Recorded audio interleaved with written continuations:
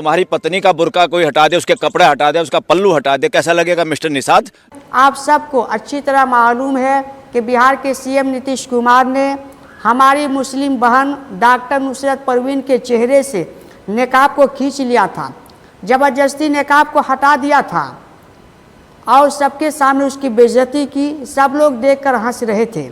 इस चीज़ को लेकर सुप्रीम कोर्ट के बहुत बड़े वकील और पढ़े लिखे वकील का बयान सुनाते हैं कि उन्होंने इस बात को लेकर क्या कुछ कहा है, आप ज़रा सुनिए। तुम्हारी पत्नी का बुर्का कोई हटा दे, उसके कपड़े हटा दे, उसका पल्लू हटा दे, कैसा लगेगा मिस्टर निषाद? नॉनसेंस बातें करते हो। ये तो बेवकूफ़ी है। उसको पूछे चित्रा त्रिपाठी, कभी तेरी कैप, तेरा चश्मा कोई ज़बरदस्ती कोई मर्द आदमी चौराहे पे उतारे तो कैसा लगेगा? नीतीश कुमार का व्यवहार बिल्कुल अमानवीय और घटिया व्यवहार था। वो डिग्निटी पे हमला है।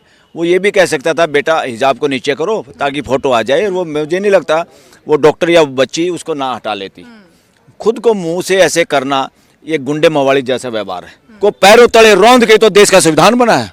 यहाँ संविधानवाद है या मानववाद है, कोई मनवाद नहीं, कोई मनुस्मृति नहीं। उसको रिटायर करना चाहिए, उसका सस्पेंड और टर्मिनेट करना चाहिए ऐसे जज को।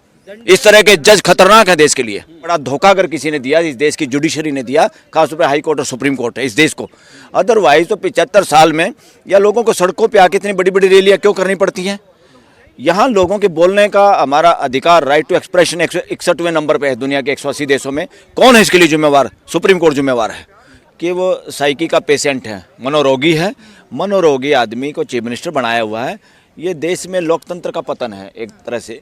तुम लगातार मैं ही सीएम बना रहा हूँ, मैं ही पीएम बना रहा हूँ, मैं ही एमएलए एमपी बनूँ, फिर मेरे बाद मेरा बेटा बना रहे, जब तक मेरी कब्र में टांग ना चली जाए, मेरे परिवार के लोग बने रहे। ये सारे देश के दुश्मन लोग हैं, ये गद्दार मानसिकता के लोग हैं, ये लोकतांत्रिक मानसिकता के लोग नहीं हैं। नॉनसेंस बातें करें, सारे भाड़े के टट्टू हैं इस तरह के पत्रकार। अब इनको गोदी मीडिया नहीं, भाड़े के टट्टू, देशद्रोही, बल्कि मैं कहूँगा इनको आतंकवादी हैं। ये चीज़ों को गलत तरीके से मोड़ते हैं। अरे भाई कोई बच्ची है, उसका आप हाथ लगा के उसको टच कैसे कर सकते हैं? ये उसमें आता है, महिला के साथ छेड़खानी में आता है। उसको टच नहीं कर सकते आप। मुंह से बात करिए, मुंह से बताइए कि बेटा इसको नीचे उतारो, हम चाहते हैं फ़ोटो आए आपका।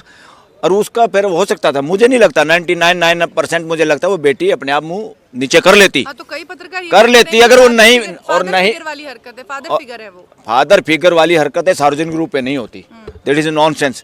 ये जो दलीलें देते हैं ना, ये घटिया दलील देते हैं, और इस तरह की घटिया दलील इस देश में गोदी मीडिया दे रहा है, जिसको मैं देशद्रोही मीडिया कहता हूँ। चाप इस पे उसकी पार्टी को, उसके प्रवक्ता को, उसको खुद को माफ़ी मांगनी चाहिए। वो कोई आदमी अच्छे इंसान से बड़ा नहीं है, कोई प्राइम मिनिस्टर, कोई चीफ मिनिस्टर। ये रैंक बड़ा नहीं, ये जिम्मेदारी के पद हैं, ये बादशाह नहीं है। उसको चुपचाप माफ़ी मांगनी चाहिए, बेटा मैंने अपनेपन में किया है मगर ये गलत किया था मैंने, और मैं मानसिक रोगी भी हूँ, और इस वजह से मेरे को माफ़ करो, और मैंने कोई वो नहीं किया था, आप मेरी बेटी हो।